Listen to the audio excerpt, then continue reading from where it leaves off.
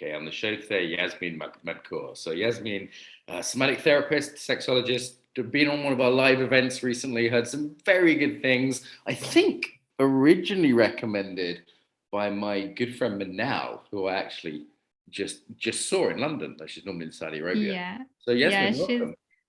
she's my partner also in embodiment in Arabic. In Arabic, right there. And it's really nice to have someone on the show who's not from Britain, America, maybe Germany. I've always Yeah. thought of A embodiment different place. a different place, maybe a different point of view. Mm. But I'll start in the normal way though. So how did you get into what you do now? Like, what was your route into it? That's very interesting story. I was diagnosed by PTSD in 2013, 2014. And throughout my healing journey and therapy journey, I was being treated with behavioral therapy, which is effective to a limit or to an extent, but there was something missing. There was this feeling that there is some potential that I'm missing. There is potential for more happiness, more joy. I was okay, but I didn't feel joy at all. And that sit with me for a while, and up until 2016, I think, I attended a workshop for a somatic therapist in Cairo. It wasn't a really good workshop, to be honest, but I felt the spark. I felt this is what I want, this is what I need. And throughout my personal journey with somatic therapy and SE, somatic experiencing, I was really interested in that. And I wanted to shift my whole studies from ordinary or traditional psychology to somatic psychology. Great. And the main things you studied, so somatic experiencing, I was hearing there, like give Yeah. me a sense of the sort of breadth of what you've been Yeah, interested in. somatic experiencing, and I'm graduating like in a couple of months from Somatica Institute for Sexology, somatic sexology, and I have attended many other programs in that area, of course, and it's been different in my life. It's embodying all what I feel and feeling what I feel in my body, and working even with my clients from a body oriented perspective and from the nervous system perspective. That's totally different. And what is the main work you do now? So I've heard bits and bobs, but I'd rather hear it from you. So what is the main stuff you do? Yeah, currently I do one-to-ones with clients.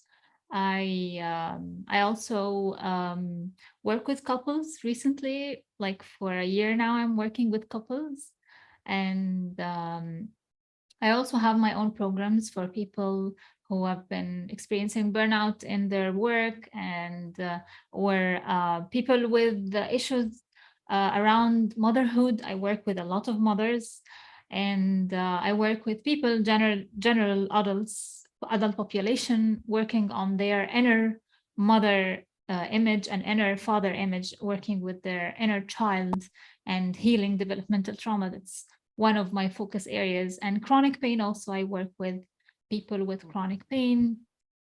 But anyone working with trauma would touch on a lot of pieces around pain, around pleasure, around developmental trauma, shock trauma, and other forms of like psychological injuries. And you were in Egypt, right? Yeah. And your clients are there or global? Global, but mainly I'm, I'm pretty popular in Saudi Arabia and Emirates, Uh-huh. and also in Egypt, considering that I'm from Egypt also. Yeah. Yeah, and I'm wondering sort of how the translating into Arabic goes, because I know Manal and several of her family members who trained with me. I've trained half of her clan now, and Manal came, and then it was her cousin Naran, and all sorts of people. They're all lovely, but I wonder sometimes how they translate some of the terms into Arabic. Yeah, Like, that's a challenge what's that actually. like?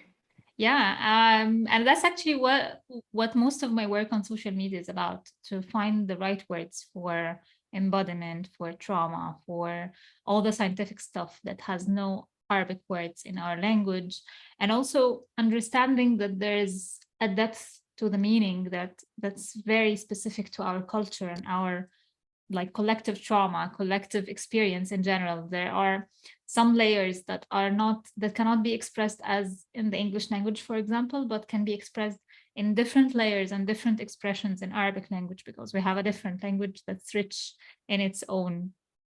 So finding the right words that don't also mislead or like shallow, make it shallower in a meaning or in an understanding, so people can understand it in their own mother language.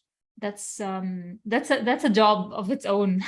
Right. I've seen my students struggle with this with French and German, and certainly the ones that are sort of from less Euro languages. And the cultural piece for me is always fascinating. You know, like Manal and I have talked about this a lot.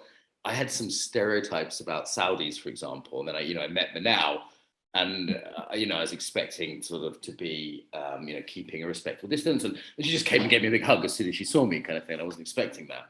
And if people are listening to the podcast, they may even have a sort of a picture of you in their heads, which if they go to the YouTube channel might be quite different. So I'm interested in some of the cultural aspects of working with embodiment in the Arabic world, which is a big place, cultural trauma, and maybe also, some of the stereotypes, how some of those play out or don't. Yeah, definitely. There are a lot of stereotypes, especially when we're, me personally, even while I'm attending programs that are like 9 hours different in time difference with people from Canada, people from the US. And while I'm with people that's different, they are talking about different issues, and they are especially when we are talking about sexology specifically, there is like a very big gap. People here in Egypt, I'm working with people with FGM, of the female genital mutilation, and on the other hand, I'm attending with people who are talking about BDSM and sex coaching and kink coaching, and that's totally different. We're here talking about how to protect our girls from being mutilated because that's related to our culture. So it's a lot of there is a big gap, but definitely when someone is understanding or coming from the cultural perspective and understanding that there is a difference, they can, and that's hopefully what I'm doing right now, is understanding what to take from our learnings, like the global learning, and how we can incorporate it to the needs of the people in our culture, in our countries, because it's totally different, and it's hard for people to. I can't like make a workshop in Egypt about BDSM, for example, or something. That's totally culturally inappropriate, and no one would attend, and it would actually harm me personally on some level, that might make me at risk or something. But on the other hand, if I talk about pleasure, which is something new to many of my generation, even, that to own their pleasure, to own their bodies, to learn about their boundaries, to learn how to say no and to voice their needs, their desires, to discover that they own actually their desires. It's not owned by anyone. That's totally different, and this is what they need. They don't need something too advanced that would make it too much for them to comprehend, or it's like we need to come to the place where we have a common ground, so we can all benefit from that, so they can understand and learn what they really need to learn. It's not, it's easy to feel like, I learned this stuff, you need to learn it, and it's. Yeah, and I remember sort of having to translate some of my American teachers' work just for a UK market. And obviously we have more or less a shared language and probably culturally more similar. And and certainly when I taught in Russia, for example, I can't teach that Californian stuff here. This is not going to work. And then when you talk about, for example, attitudes towards sexuality, like a trauma, you're talking about female genital mutilation. Sometimes I'm imagining fairly archaic attitudes in marriage and women's rights and being able to say no to sex in marriage, for example. And then, you're in a training perhaps with people from California who are worried about microaggressions, and kind of it's a very different set of concerns, isn't it? Yeah, definitely. Yeah. And so what are the core pieces there that you like to teach people in a work? Heard you mention boundaries, pleasure. I guess this what's the kind of nuts and bolts of the work for you? Um, Actually, boundaries is my main teaching. All of my teachings come from that place, because it's when people, and I always say that if I have to teach, or if I can teach only one thing to people, that would be boundaries, because it's where we can feel safe, and we can communicate safely, and we can understand where we stand and where the other stands, and where we can come together and separate safely, and so on. So it's so boundaries is my cornerstone of all of my work. And from there we work towards being more compassionate with self. For example, working with mothers here in Egypt, positive parenting is like a new trend to our culture. That's only my generation are working with positive parenting. But if we're talking about my generation, while we were being parented, it was totally out of being positive at all. It was, many of us have been experiencing abuse, physical or emotional, and our mothers didn't have these resources to be more compassionate and so on. That's what was accessible to them. So working with mothers, for example, to forgive themselves, working on their relationships with children, even adult children.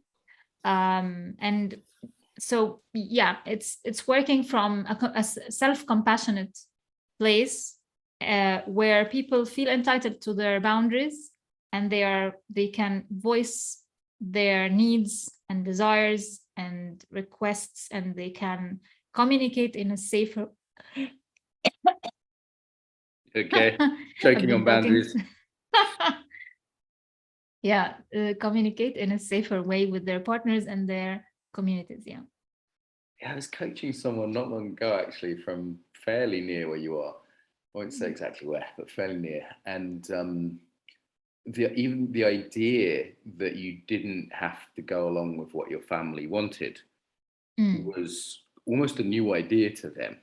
It was like, whoa, okay, because and I've seen this in more communal cultures generally, whether it be in Africa, South Mm. America, Asian countries. It's the sort of the West is actually the weird one in this sense. Like most of the world is communally orientated, and that is, the Mm. individual's needs are sacrificed. I mean, even in Europe, like I don't know, Portugal, where I am now, Portugal and Spain, I used to have a Spanish girlfriend. So I have to go out with all my friends. I have to Mm. go to this big family event. I have to. I got no Yeah. choice. And I was like, just tell them no. And she looked at me like I Yeah. was bad. So there's some fairly Yeah. strong cultural stuff, isn't there, around the sort of the role of the collective. Mm. Yeah, offering people a choice, that's the difference. Even that's what I'm hoping to do with my clients, with my workshop clients also.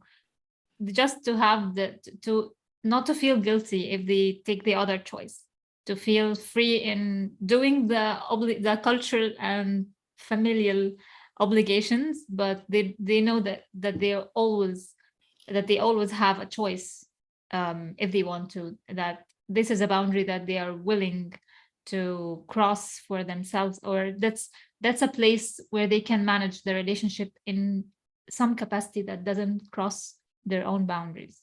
Mm. And what would you say to someone who says, like, look, I know I have a choice, but it doesn't feel like it, or they don't accept, they call me selfish if I do what I want, or maybe they don't call me selfish, I just feel guilty, even though, Yasmine and Mark have told me this is fine, but I just feel terribly racked with guilt when I look after my own boundaries or my own pleasure, for example.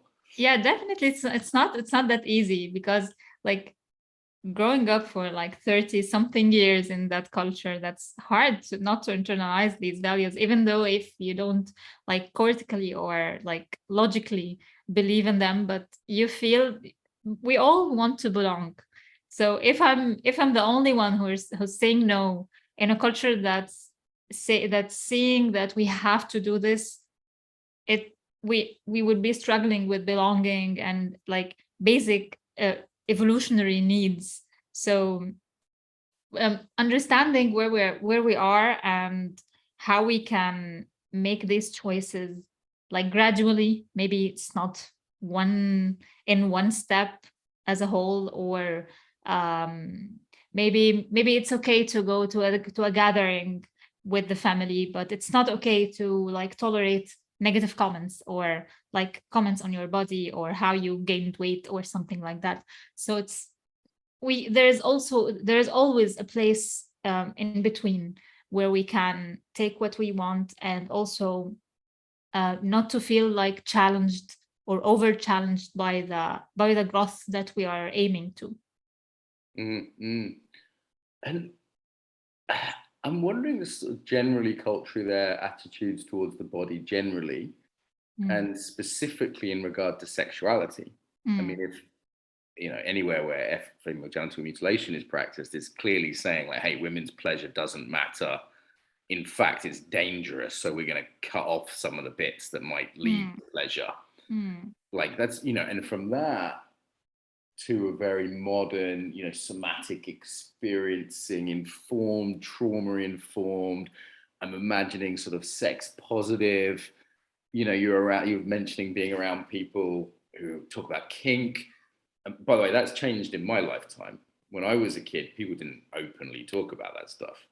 Yeah, but people who are talking about kink are the people who I'm attending with them in the US. They are in the US. They're not in my culture for sure. But there are people who are well educated about sexuality in Egypt. There are many projects and many like public awareness initiatives that have been for like 10 years or more even now, that are educating the public through social media, through special programs or even paid programs. Some of them are like funded with NGOs or international NGOs, and there are a lot of educational programs around that. Even like sex ed to children have been. We have like an organization that's all about sexual harassment for children, and how you can prevent sexual harassment around your kids and so on. So there's a general public that's needing this knowledge, and this need also is translating in many initiatives, educating the public, producing products, producing educational programs, and this in itself is very positive, of course, and also is challenging for these people to and for these initiatives to have this full responsibility. They are the only ones talking about that, so it's easy also for them to take all of the pushback and challenging like previous narrative of sexuality. And also there are many notions like religious and cultural and social notions around sexuality that might also put them at risk of being even attacked on social media. That's the do you least, get pushback? I mean, is there Yeah, there for seems to be sure. quite a spread of beliefs, like, and I would like to say to listeners, and I'm guessing it's true there, tell me if it is. I've been in other Arabic countries, and friends, even partners, girlfriends from Arabic countries, and there's a sort of a very liberal group of people who may be Western educated, good English. I've had these people as my partners and didn't in any way feel like they were old fashioned or anything like that. I had a wonderful time. Let's leave it there. And then there's also people that have other views which are pretty old school, from the female. And there's a real spread there. And sometimes I've also, tell me if it's true in Egypt, there's what's said and what's done. I had a partner from Saudi Arabia briefly, but there was no way her family back home knew that was happening while she was studying in England, for example. Yeah, there is a lot of shaming around sexuality in our countries, and that's coming also from our religious background and from the patriarchal of course, patriarchal background of our societies, and it's all about it's all about women sexuality, of course. And not only that, actually, even men's sexuality should be in some sort of way. You have to be a man, you have to express your sexuality in that way. You can't be softer, you can't be, also the toxic masculinity culture also is part of that. And even this year of the embodiment conference, we have a panel with 3 amazing men about toxic masculinity, and how we can like increase our knowledge and increase awareness around healthy masculinity, and how it looks like, and why it's important also, because even men in our cultures, in patriarchal societies such as ours and many other societies, even Western, also benefiting from the patriarchal system, but also they're suffering from it in other ways. They cannot express themselves, they cannot really feel their feelings, they might be shamed for even having a special taste in sex or in intimacy, because it's not conforming with the societal standards around sexuality for men. Yeah, we're kind of all in a box in that world. Yeah, Some of the that's a boxes very big bigger, a bit box. better, but we're all in a box. So yeah. Yeah. And what inspired you to do that? I mean, you mentioned your own story a little bit there, but obviously you said it's pushback. I can imagine that could be unpleasant at times. In a way, you're Yeah. kind of putting yourself in a vulnerable position to be talking about sexuality. Yeah. I mean, that's true anywhere, but maybe more so where you are. Mm. Like, what made you go, you know what, this is something I really want to do? Actually, it's my own personal story. I've been suffering from PTSD because of sexual and emotional abuse in a long relationship, abusive relationship. Now I'm happily married with an amazing man, but my previous relationship was very abusive, and it wasn't a marriage relationship, so it made it very hard for me to talk about it out loud, and because it's not like, if I'm talking about sexual abuse, this means that there was a sexual relationship in that context. If I'm talking about emotional abuse, that means that I'm overreacting. And I talked about it out loud, actually, and I blogged about it, and it was attacked several times by that person's groupies, and also people who are like denying women to talk about the abuse that they have endured in relationships. So that part of my personal story inspired me to talk about trauma, to talk about sex, to talk about sexual boundaries, to talk about sexual abuse, and how because in our culture, it's always the woman who is paying the price. Men, on the other hand, they are like, they should be proud to have many like girlfriends, or if they had sex with their girlfriends, it's okay. Even mothers, some mothers is I can't talk about all mothers, of course, but maybe many mothers of men or young men might feel proud that her son is having different relationships with women. This means that he is a man. So this culture in general, and also the secrecy of it, because of the duality of, okay, I want to have sex with you, but we cannot have it like in a safe way where I can respect you and I can talk about that openly. So it's the secrecy of it, and the societal boundaries around, or societal standards around that, and rules or unwritten rules, always put women on the weaker side of the equation. They have to endure that, and they cannot talk about it. They only have to heal from it in secrecy. So talking about that openly opened fire around me, of course. And I was attacked several times on social media, like big campaigns, even people who started to talk about theories around me and everything. But also on the other side, that showed me where the work should be done. You know, this should be, no one told me about boundaries. No one told me about um, how to spot sexual abuse, or if that was emotional abuse, or without gaslighting, manipulation. No one taught me that. I had to go through therapy and read and study a lot of stuff so I can understand what was happening with me. And from there, that inspired me to do the same for other people, even men. I've worked with men who have been manipulated and sexually abused also in their relationships.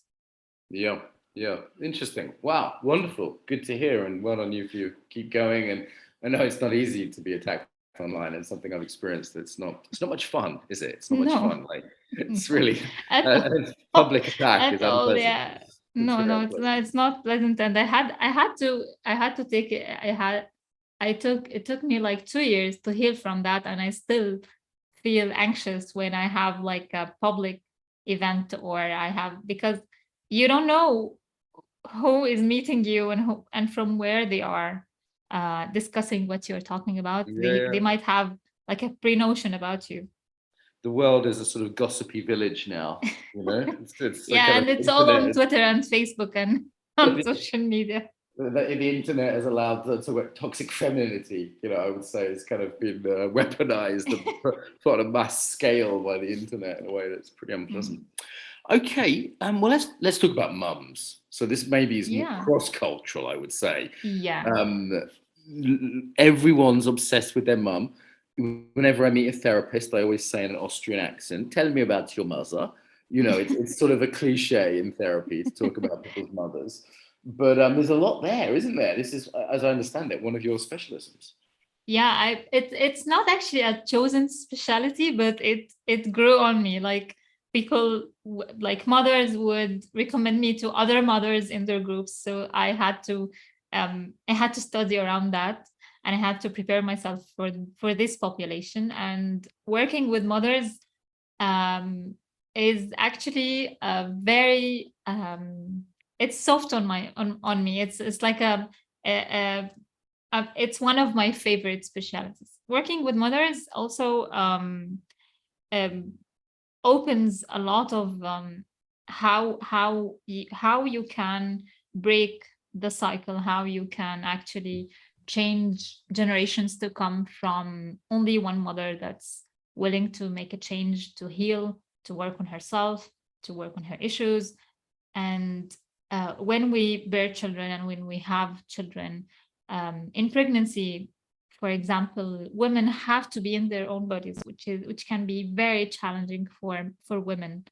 And in birth, they have to feel their own bodies and feel the pain. And many women who have endured um, sexual abuse or sexual mutilation or anything, or even FGM, might feel that challenging, even the very natural process of birth.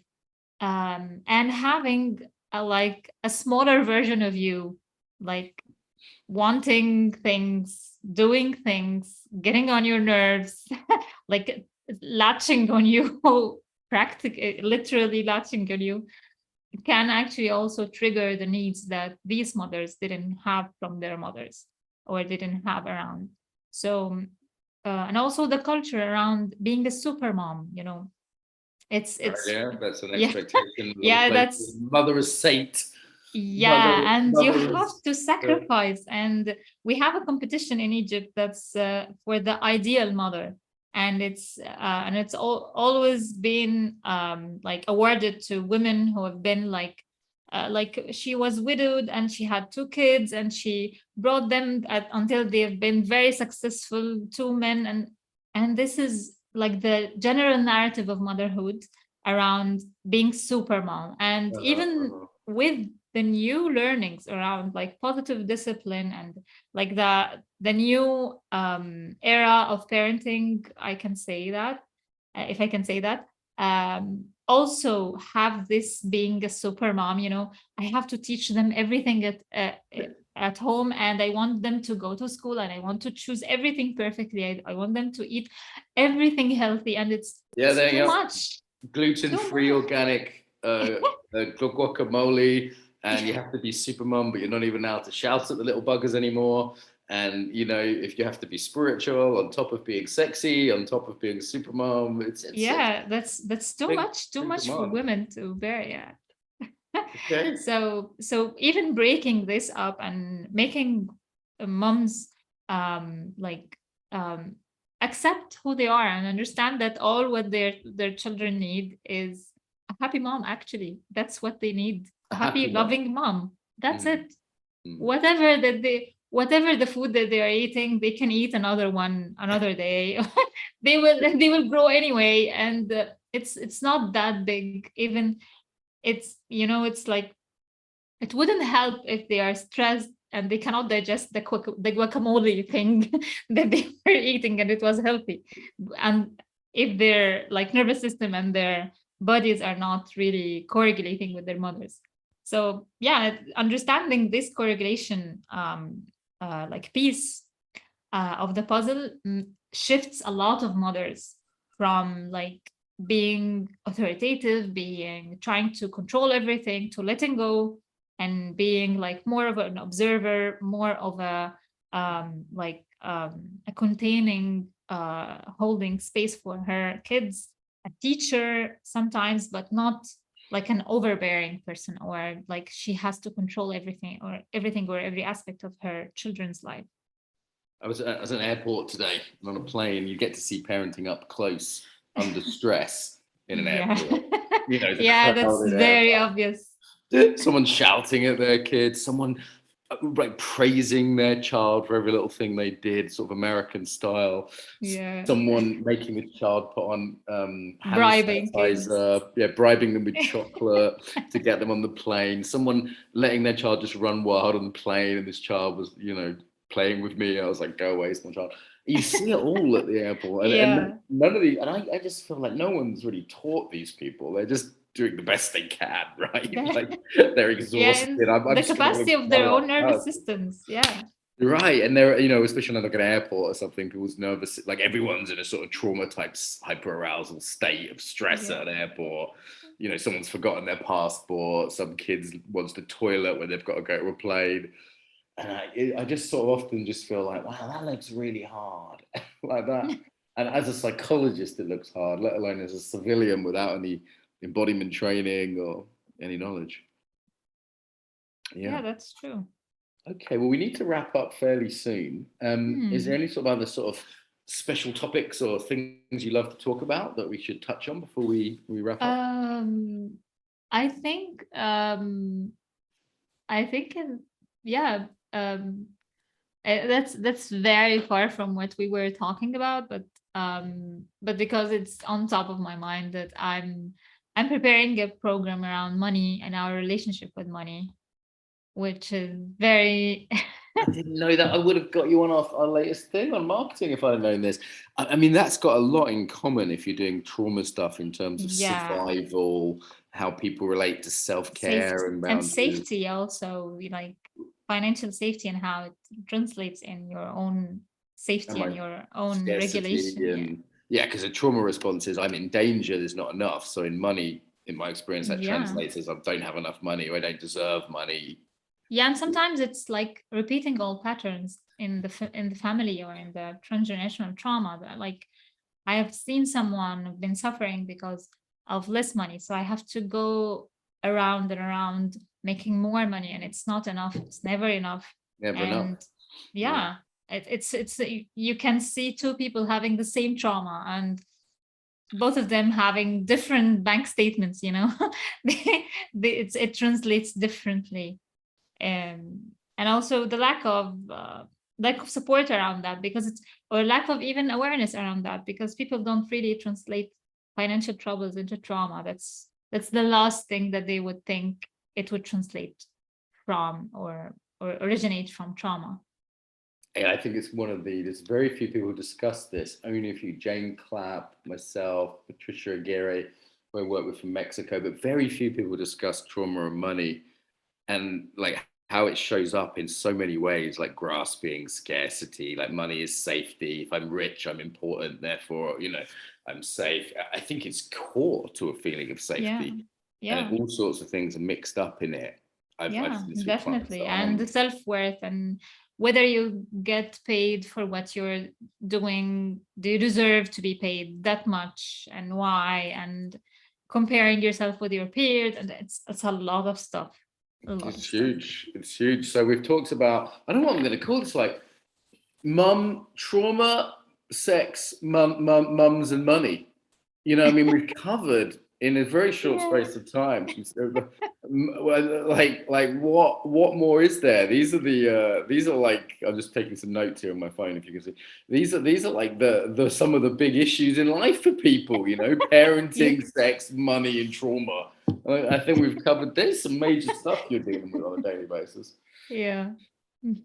Well, I'm glad we finally managed to touch Yeah. base. I think Yeah, me too. loads Finally. more to talk about, so we can get you back, Yeah. I'm sure, another time. So Yeah, yeah, sure. any and where do people find you? So can I find you on the Yeah. gram? Yeah, on Instagram, I'm the somatic therapist, all one word. And on my website, yasminematkour.com. Do you want to spell that just for people that are listening on the? YasmineMadkour. Great. There's 82.7 thousand followers, and it's in Arabic, English, both Arabic. Yeah, both Arabic and English. Yeah. On EMDR, nice little video. There you are. Wow, you're an Instagram star. Check it out. Awesome. I'm now following you. I won't be able to read the Arabic. Maybe I'll still get something from it. So I'll look it up. Yasmine, thank you so much for joining us today. Thank you, Mark. Thank you, Mark, for hosting me, really. Pleasure.